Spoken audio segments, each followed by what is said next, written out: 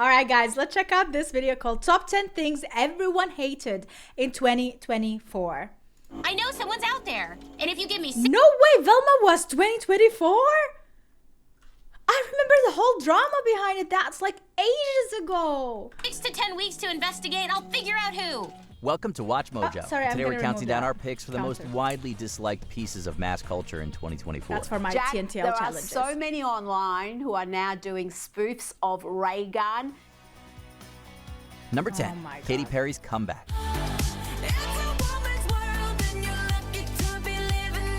Well, it may be a hard pill to swallow, but some musical artists may forever be stuck in the past. Katy Perry absolutely dominated the early 2010s with a ton of mega hits and a headlining act at the Super Bowl. But things sort of fell off around the Witness era, and Perry never really recovered. Enter 143, which was posed to be her big, high-energy comeback album.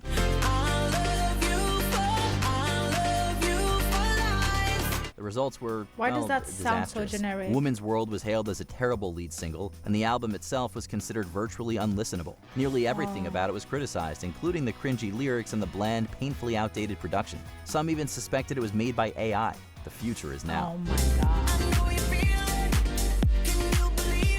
Number 9, Lunchly. Lunchly versus Lunchables. I mean, you can talk shit about it and you can say how hated it is.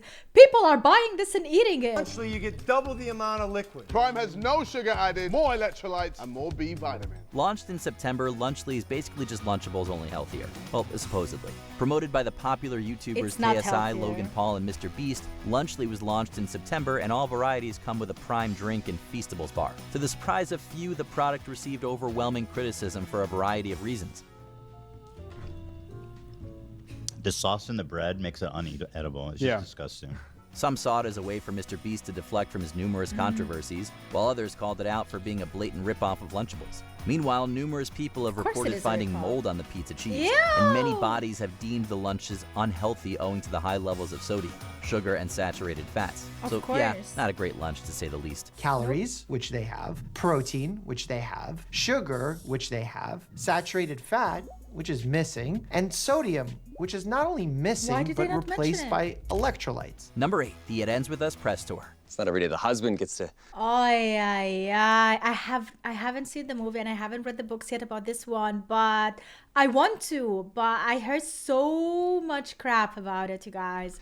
Should have made a video about it back Interview his wife's love interest in a film. It's kind of crazy. I don't remember seeing this on the schedule. Dive in, shall we? A flawed but earnest movie, It Ends With Us explores some very heavy themes centered around domestic violence. Yet Blake Lively was telling her fans to wear their florals when they went to see it. It ends with Yeah, like there were two producers, her and another guy, and the guy, whenever he was on the press conferences, and they don't talk with each other anymore, like they had some conflict on set and they just decided to never appear at any press conference together. And the guy would always talk about like real topics of like abuse and issues and about the movie particularly, but she like avoided all questions about the movie, even though she made the movie. You know, and she was acting in it too. Both of them were acting in it. They were the love interest in it. Us is in theaters now, so grab your friends, wear your florals, and It's not an enjoyable movie to watch. I mean, you can enjoy watching it, but it has heavy topic. head out to see it. Yep, the press tour of this film was a masterclass in tactless endorsements, with Lively acting as if she were in a screwball comedy. Fans viciously criticized her giggly and lighthearted approach to interviews, even employing her husband to craft joke interviews, arguing that it clashed with the movie's sensitive That's themes. the guy. Even worse, she often used the press tour to promote her own personal brands, including her hair care and drink lines. Please stop! Get out of my restaurant! Stop! Get out! Get out! I will be in the cinema watching this with my floral dress. Out of my restaurant! Stop! Please. Let's go! Get out! Stop it now! Number 7, the Rabbit R1. This is the Rabbit R1. What the a hell tiny is this? handheld device Why would you powered make by a bunny AI fail? that wants to accomplish some of the things you can already do on your phone, but faster and more efficiently. Well, it was only a matter Don't of make me time mad. before we got a ChatGPT specific I'm device. getting mad. This little thing started out the new year, releasing on January 9th, 2024. Made by startup That's why Rabbit I Inc., didn't the remember Rabbit R1 is a personal assistant device powered exclusively by ChatGPT. Its launch did not herald the AI revolution. And it's also just straight up missing a ton of what I would consider just basic features, like it can't set alarms, can't set timers, it can't record videos, can't record photos. What the hell can it do? Send emails, there's no calendar built in. There's just a lot of things that I would want an assistant to do, not here. The Rabbit was widely hated, with many people pondering its very existence and claiming that all of its features could be found on a basic smartphone. And it wasn't even a good device, with bad bugs and a severe lack of features. If that wasn't all, YouTuber CoffeeZilla alleged that Rabbit Inc. was a scam born from a shady company, and massive security issues were raised in regards to stored user data. But what if I told you that wasn't the biggest scam? That this company is built on something much worse. They sell it. That's. And now that I've been so cheery and positive, let's go down the rabbit hole and see what's under the hood. Number 6, Suicide Squad killed the Justice League. Oh man, and I waited for this game for so long, and it even literally got postponed, and we played the story. I streamed it with my friends. Disappointed. So disappointed.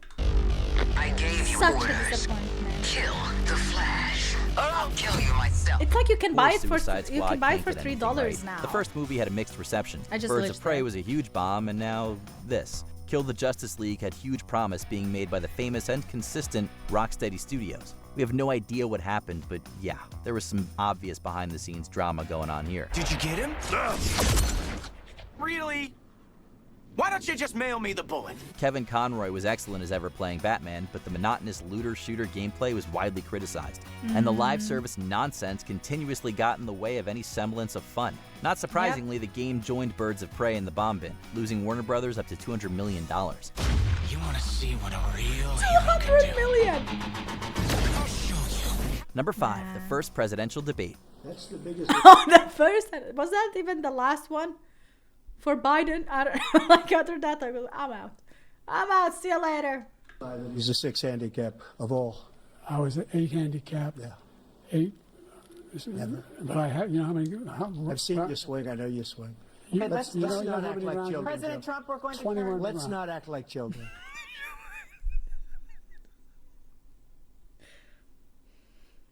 This is so cringe. This is so cringe, bro.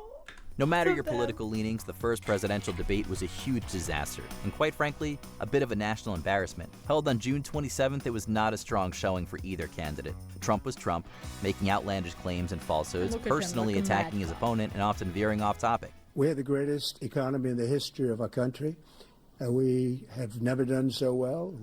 Everybody was amazed by it. And Biden was a mess, with even the most left-leaning organizations calling his performance a wreck. He would ramble incoherently, stumble over words, and stare off into the distance like a robot on rest mode.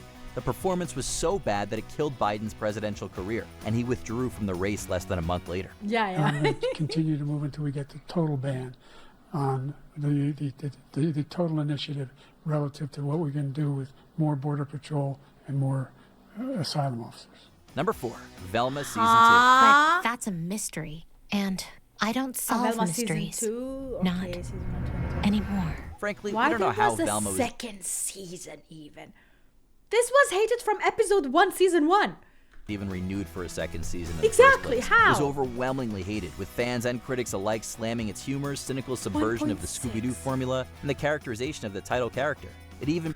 You know what I think it was? Because the first season got so much attention, even hated attention, people thought that the second season is gonna hate attention as well. Because they don't care if you're gonna click and watch it, hate watching it or watching it because you love it is the same for them. It pays the same.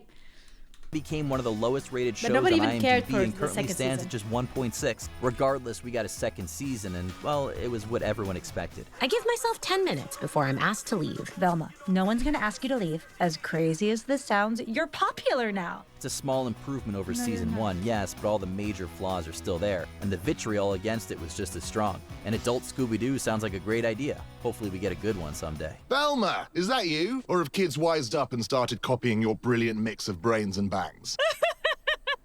Oh, Mr. S. I mean, the art Number style 3, is not that bad. Ray gun. Oh, breakdancing made its Olympic debut. What?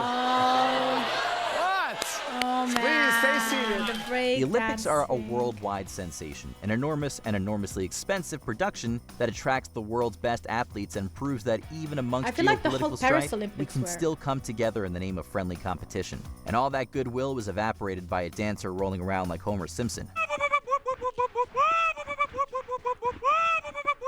Rachel Gunn, or Ray Gunn as she's famously known, broke the world with her bizarre breakdancing. With rolls, fish flops, and even some kangaroo hops, she looked like a toddler trying to impress their parents with their amazing dance moves. The world could only grimace, and Ray Gunn became the social media breakout of the Olympics. Gunn ultimately retired from professional breakdancing following the games, citing the poor reception to her routine. This person is a teacher.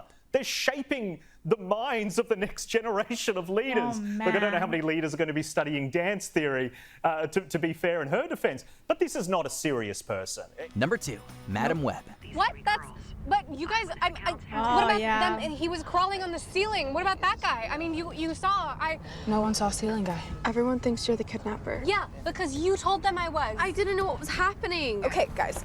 2024 continued the trend of disappointing superhero movies, with 2 of the biggest offenders yet. Joker Folie à Deux was the blunder of the decade, but it looks like a masterpiece next to Madam Web. Oh, well, but it wasn't that bad. It wasn't like, I mean, obviously it was bad. It gave us some great memes, so that's something, but it was a total mess of a film, with some even calling it the worst comic book movie of all time. And that's a low bar to clear. It was even publicly trashed by its own stars, with Sydney Sweeney slamming it on SNL and Dakota Johnson telling Bustle, "I'm not surprised that this has gone down the way it has. If only they had clairvoyance, they could have chosen another movie." You might have seen me in Anyone But You or Euphoria. You definitely did not see me in Madam Web. Before we continue, be sure to subscribe to our channel and ring the bell to get notified about our latest videos. Especially if you already got notified paid, for they don't occasional care. videos or all of them. If you're on your phone, make sure you go into your settings and switch on notifications. Number 1, Jake Paul versus Mike Tyson. Jake Paul, 12 of 53, 23%. Tyson coming out aggressively. 5 words. What the heck was this? The fight received a huge amount of criticism even before it began. It was an obvious cash grab, and Paul received a dose of public blame for fighting a 58-year-old with health problems. But even those who were looking forward to it found it a huge disappointment. While the other fights on the card were great, the headline act fell harder than a boxer put to sleep. They paid for that. Mike Tyson taking punishment here in round 3 from Paul. Taking bad punishment. The production was an amateurish mess filled with technical difficulties with and Netflix constant buffering. And the less said about that fight, the better. It was nothing but a leisurely stroll around the ring, and Tyson looked completely gassed. It was boring. It was sad. It was not good. And many of my 50-something friends blew up my phone wondering if the old guy could do it for the rest of us. Unfortunately, reality had other ideas and... What else did you hate in 2024? Let us know in the comments below. I think she deliberately did it to be a gimmick. Did you enjoy this video? All right, I hate Snow White trailer. I don't know the movie if it's coming out this year. I don't even know. I know that Wicked is coming out. I don't know if I'm gonna hate it or not. I do hate a bit of the wokeness in it. What else? I hate the scams, the Hoktoa scam. Oh my god, this video was made 1 day ago on Watch Mojo, and they can make part 2 already with December and November alone. So much. They didn't even mention P. Diddy. Like, what? Okay, all right. Like, I see him on the thumbnail there, but yeah, you could have mentioned that as one of the hated things, because I'm probably sure everybody hated that.